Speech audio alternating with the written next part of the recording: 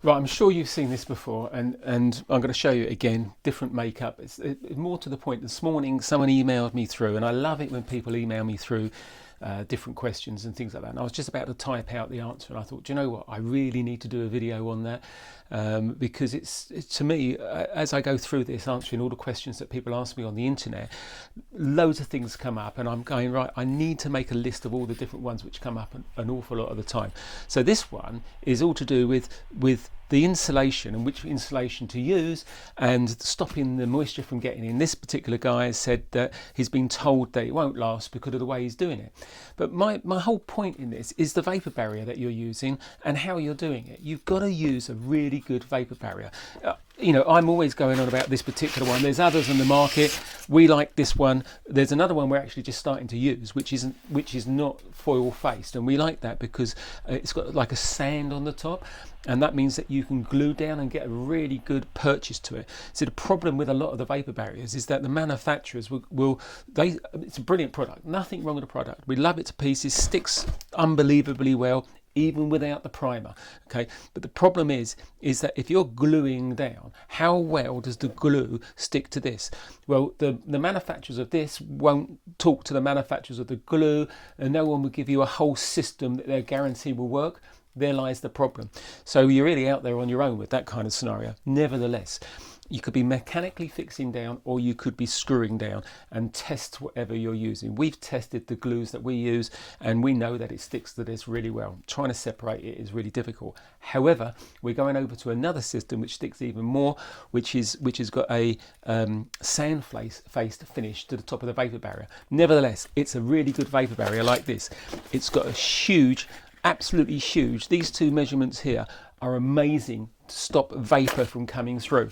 Now, a couple of things here. If you think about it, if you've got vapor underneath this and you want to stop it from coming through, and to keep things simple, I think of like 10 red arrows of vapor coming up, and it wants to get into this, but this is so strong, it's going to stop most of them. Let's assume it stops 9 out of 10, so only one little bit of vapor gets through.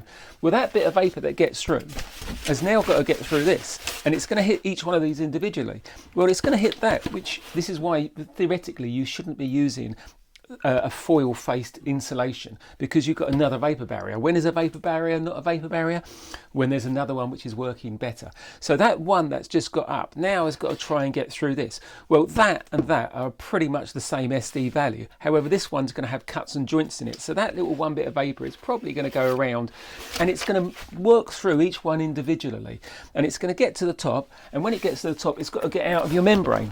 Let's assume this is your membrane on the top. Even if you had a piece of ply on the top, it's easily, that one little bit is easily going to get out of that, and when it gets to this, it's easily going to get out of that, because the vapor resistance of this is poor, the vapor resistance of that is poor. The vapor resistance of this is quite good, but it's got gaps in it. So your strongest vapor barrier is always at the bottom. Okay, and that is the one that is working as your vapor barrier, and realistically everything above it needs to be less vapor resistant than the rest. Anyhow, I digress on that particular point.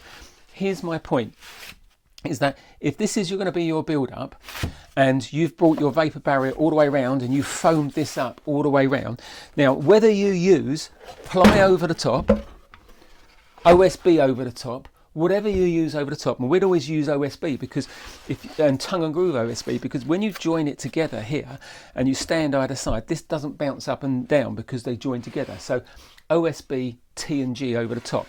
But now you've got this over the top, and you've got your vapor barrier coming over the top here. When you put your membrane over the top of this and you bring it up the wall like that, look, that is 100% sealed. You've got a sealed sandwich in this, completely sealed. You're going to bring it over this edge here. As you come over this edge here, you've got your timber maybe coming across the top there.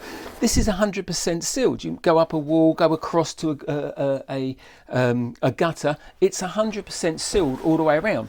Now, why do I bring that in? My point is, it's a completely sealed system. And somewhere around here, over here, if you look at that, now I didn't put the ply underneath it on this particular one because I didn't have any, or I can't remember why I didn't. It doesn't make any difference whether there's ply underneath there or not.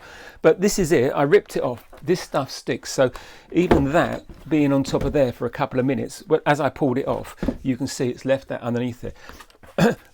If you read the manufacturer's specifications for this Alucheck 600, it says that you don't have to prime. It depends on the background.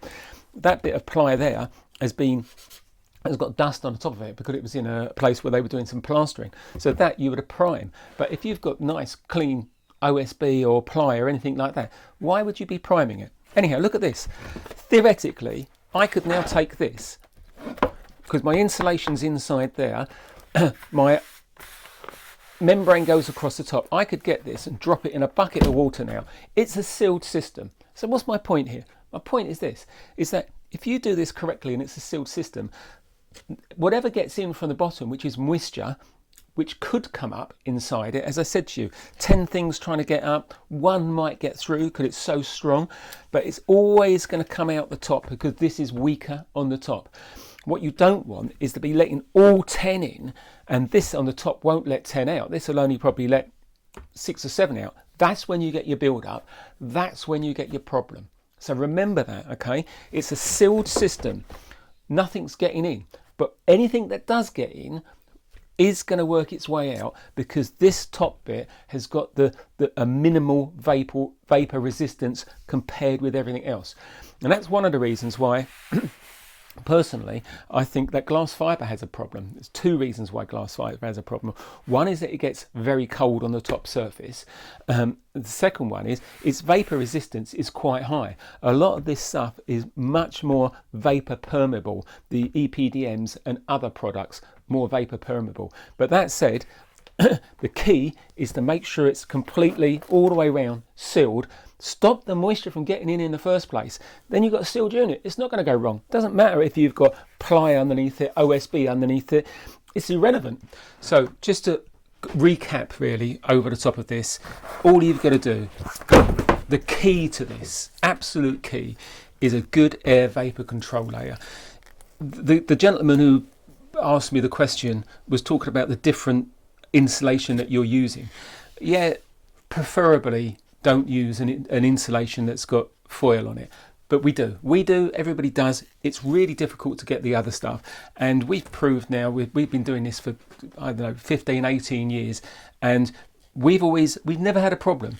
As long as you've got the good vapor barrier underneath it, you can get away with an awful lot above. But you must go around and seal it at the top. You must go around and make sure that this is nice and tight, stuck down all the way around the top. Then you've got a sealed system, and then there's no problems whatsoever. I get loads of comments, and I will always answer the comments down below, and I'll try to put at the very top of all the comments updates on different thoughts. There'll be people who will come back to me and ask me different questions, and it'll probably spur me to do a different video on this particular subject. And if I do that, I'll put that link at the very top in the comments, because I can always adjust the comments and put my one at the very top there. Hopefully this has been enjoyable. If you need any more information, always get back to me. My phone number is normally on the video or it's down below. Speak soon.